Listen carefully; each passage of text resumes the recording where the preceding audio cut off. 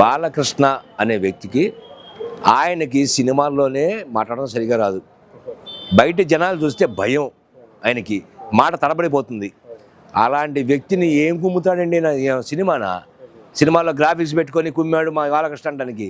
కూర్చున్న చోట నుంచి లేవలేని స్థితికి వచ్చిన వయసుకి ఆయన ఏం కుమ్ముతాడండి జనాల్ని? ఈరోజు యువకాలం నవశకానికి వచ్చిన జనాలను చూసి తాడేపల్లి మొత్తం అదిరిపోవాలి, వైబ్రేషన్స్ రావాలనేసి అచ్చెన్నాయుడు కావచ్చు.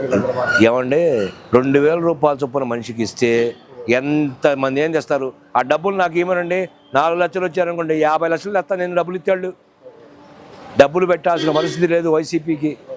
స్వచ్ఛందంగా ఆడపడుచులు యువగడం, ఈ యువకులు కానీ స్టూడెంట్స్ కానీ మొత్తం రోడ్డు మీదకి వస్తున్నారు స్వచ్ఛందంగా, జగన్ కావాలి మాకు మళ్ళీ అని. అచ్చెన్నాయుడు ఏమన్నారంటే, ప్రజలు ఈ సైకో జగన్ వద్దంటున్నారు, 2 నెలలు భరించండి చాలు, తర్వాత మన బాబు గారి అధికారంలోకి వస్తారు, స్వర్ణాంధ్రం చేస్తారనేసి అచ్చెన్నాయుడు అన్నారు. అదే అచ్చెన్నాయుడు గారు పార్టీ బొక్క అన్నాడు.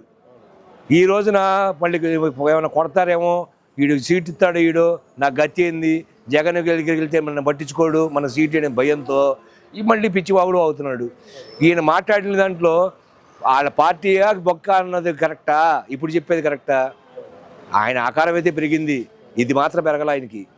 సార్, వీళ్ళ స్పీచ్లు చూసి వైఎస్ఆర్సీపీ కార్యకర్తలు భయపడేది ఉందా? వార్నింగ్లు ఇస్తున్నారు, మా గవర్నమెంట్ రాబోతుంది, 2 నెలలే నీకుంది, తర్వాత జైలుకే మన లీడర్ని కూడా జైలుకు పంపిస్తాం అనేసి నారా లోకేష్ గారు. ఇంకోటి ఏంటంటే 2024 ఎలక్షన్ తర్వాత వైఎస్ఆర్సీపీ పార్టీ అనేది కనపడదు, ఆ బాధ్యత అంతా నేను తీసుకుంటానని నారా లోకేష్ గారు అన్నారు సభాముఖంగా. నిన్నగాక మొన్న వాళ్ళ మీటింగ్లో వాళ్ళ నాయన చంద్రబాబు గారు నన్ను గెలిపించకపోతే ఆంధ్రప్రదేశ్ రాను అని చెప్పాడు, అని పబ్లిక్లో చెప్పాడు. కోవిడ్ టైంలో ఆంధ్రప్రదేశ్ చచ్చిపోయినా ఇష్టమని చెప్పి హైదరాబాద్లో కూర్చున్నాడు.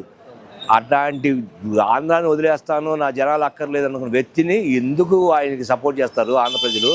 అంత పిచ్చిగా తీసుకెళ్ళి ఎక్కడో హైదరాబాద్లో కూర్చున్న ఎందుకు నమ్ముతారు?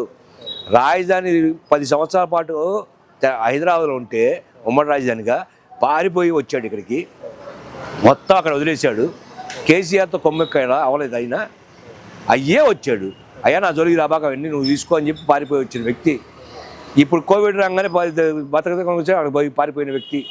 అలాంటి వ్యక్తిని నమ్మి ఆంధ్ర ప్రజలు పొరపాటును కూడా ఓటేరు, ఆయన నమ్మరు.